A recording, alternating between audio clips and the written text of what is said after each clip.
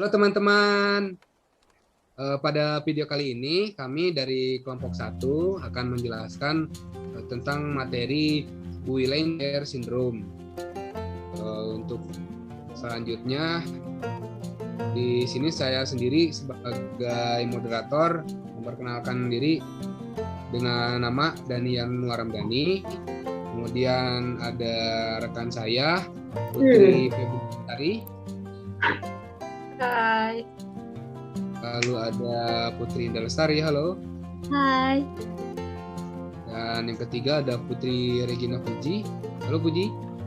Dan yang terakhir ada Putri Zaitun Nahar, halo. Hai. Oke, ke slide selanjutnya. Di sini ada patologi GBS ya, saya akan menjelaskan.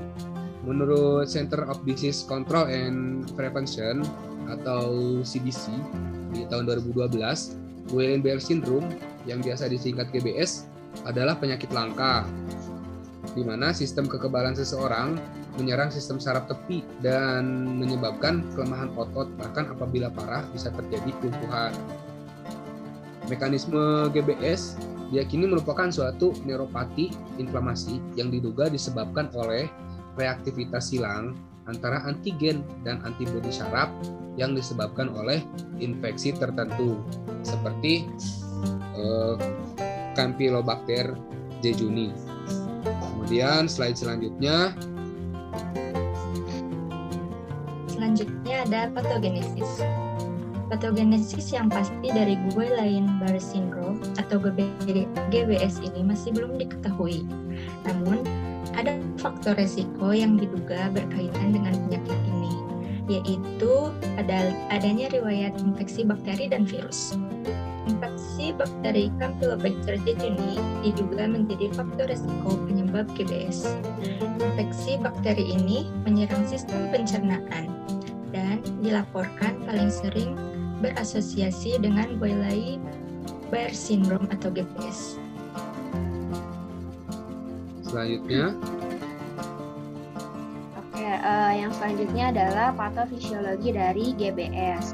Jadi awal mula sistem imun ini tiba-tiba menyerang saraf itu karena adanya virus atau bakteri yang menginfeksi seperti yang sudah tadi disinggung ya. Lalu berdasarkan pada gambar di samping itu ada Campylobacter jejuni. Nah, bakteri tersebut menginfeksi lalu mengubah keadaan alamiah sel-sel sistem saraf sehingga sistem imun mengenalinya sebagai sel-sel asing. Nah, infeksi bakteri tersebut kemudian mengakibatkan sel-sel imun seperti limfosit dan makrofag itu menyerang mielin. Lalu limfosit T yang bersintesis bersama limfosit B akan memproduksi yang namanya antibodi. Nah, antibodi tersebut melawan komponen-komponen selubung mielin yang mengakibatkan destruksi atau kerusakan pada mielin. Nah, mielin itu apa? Mielin itu adalah selubung yang mengelilingi akson. Nah, sementara akson itu adalah suatu perpanjangan sel-sel yang berbentuk panjang dan tipis yang fungsinya itu untuk membawa sinyal syaraf.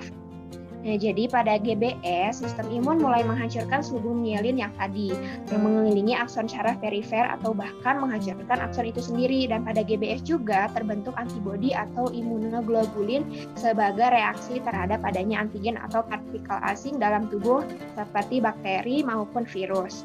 Antibodi yang bersirkulasi dalam darah akan mencapai mielin, lalu merusaknya dengan bantuan sel-sel leukosit sehingga terjadi inflamasi pada syaraf. Nah, lalu seiring dengan serangan yang berlanjut, jaringan syaraf perifer akan hancur secara bertahap. Syaraf motorik, sensorik, lalu syaraf otonom akan diserang, lalu transmisi sinyal melambat, terganggu, dan terblokir sehingga dapat terjadi kelemahan otot pada penderita, kesemutan, bahkan kesulitan untuk berjalan. Selanjutnya. Nah, di sini ada gambar perbandingan antara syaraf mielin penderita GBS dengan syaraf mielin normal. Di situ bisa dilihat syaraf mielinnya sudah rusak ya dibandingkan yang normal. Ya demikian. Selanjutnya. Baik, selanjutnya. Lalu di sini saya akan menjelaskan tentang perjalanan penyakit GBS. Perjalanan penyakit GBS ini dibagi menjadi 3 fase. Yang pertama ada fase progresif, fase plateau, dan fase penyembuhan. Di sini kita akan membahas tentang fase progresif. Jadi pada fase progresif itu umumnya berlangsung 2-3 minggu sejak timbulnya gejala awal sampai menetap. Pada fase ini akan timbul rasa nyeri, kelemahan progresif, dan gangguan sensorik. Derajat kerapuhan gejala bervariasi, tergantung seberapa berat serangan si penderita tersebut. Nah, terapi secepatnya akan mempersingkat transisi menuju fase penyembuhan dan mengurangi resiko kerusakan fisik permanen. Terapi berfokus pada pengurangan nyeri serta gejala. Lalu ada fase plateau. Fase infeksi ini akan diikuti oleh plateau yang stabil, di mana tidak didapati baik perburukan atau perbaikan gejala. Serangan telah berhenti, namun derajat kelemahan tetap ada sampai dimulai fase penyembuhan. Terapi ditunjukkan terutama dalam memperbaiki fungsi yang masih ada. Imunoterapi dapat dilakukan pada fase ini. Pada pasien biasanya didapati rasa nyeri yang hebat akibat syaraf yang meradang, serta kekakuan otot dan sendi. Namun nyeri ini akan hilang begitu proses penyembuhan dimulai. Lama fase ini tidak dapat diprediksi. Lalu yang terakhir ada fase penyembuhan. Jadi di fase ini sistem imun itu berhenti memproduksi antibodi yang menghancurkan myelin dan gejala berangsur-angsur menghilang, penyembuhan syaraf terjadi. Terapi pada fase ini ditujukan pada terapi fisik untuk membentuk otot pasien dan mendapatkan kekuatan dan pergerakan otot yang normal. Lama fase ini juga bervariasi. Jadi bisa sampai 3 atau 6 tahun seperti itu. Oke, selanjutnya. Selanjutnya ada faktor pencetus dari GBS. Faktor pencetus atau penyebab adanya penyakit Guillain-Barré syndrome yaitu karena adanya rangsang pada sistem imun. Meskipun patogenesisnya belum diketahui, namun ada faktor yang diduga kuat berkaitan dengan Guillain-Barré syndrome, yaitu adanya riwayat infeksi dan virus, infeksi bakteri dan virus. Seperti yang telah disinggung sebelumnya, infeksi bakteri yang diduga kuat berhubungan dengan GBS yaitu Campylobacter jejuni, dan infeksi yang disebabkan oleh virus yaitu ada Cytomegalovirus, virus Epstein-Barr, dan virus influenza. Oke. Kemudian di sini ada resiko penderita GBS. Ada 5. Yang pertama, kesulitan bernafas. Salah satu kompilasi masalah penyakit GBS ini berimbas pada pelemahan sistem saraf pernapasan. Orang yang mengalami hal ini membutuhkan alat pernapasan bantuan selama ia melewati masa perawatan di rumah sakit, karena dia tidak akan bisa bernapas dengan baik layaknya orang normal. Kemudian rasa nyeri. Kondisi ini banyak sekali diderita oleh 50% penderita GBS. Keadaannya memang cukup mengkhawatirkan, di mana penderita ini akan mengalami nyeri yang cukup parah hingga membuat orang tersebut pingsan dan sulit tertidur. Yang ketiga, penggumpalan darah. Penderita GBS akan mengalami kelumpuhan akibat gangguan syaraf yang dideritanya. Komplikasi yang terjadi dari hal ini adalah terjadinya penggumpalan darah akibat tidak atau sulit bergerak. Hal ini memaksa penderita GBS untuk mengkonsumsi obat pengencer darah. Kemudian yang keempat ada gangguan BAB. Ciri-ciri GBS lainnya juga mendatangkan resiko komplikasi yang juga sangat menjengkelkan, yaitu pada gangguan BAB.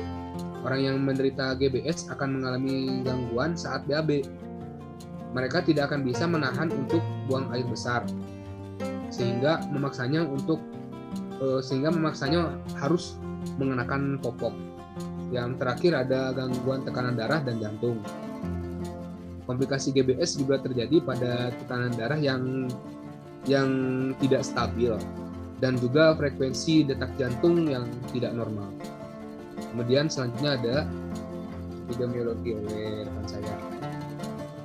Oke, selanjutnya mengenai epidemiologi.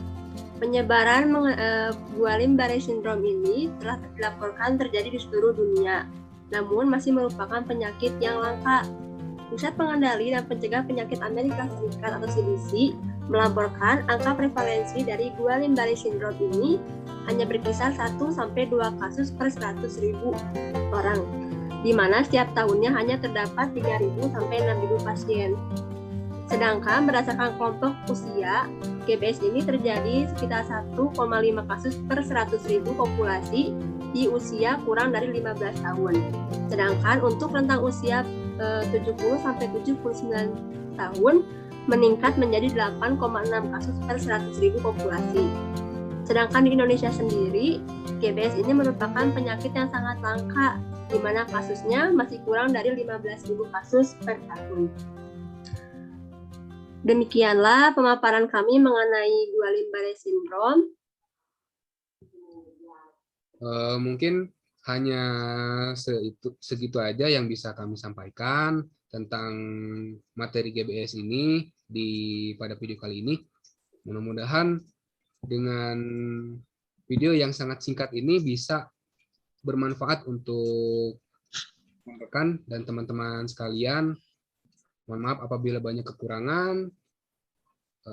Kami dan rekan-rekan kami, Putri Zaitun Nahar, Putri Febriani Sari, Putri Indah Lestari, dan Putri Regina, mohon pamit.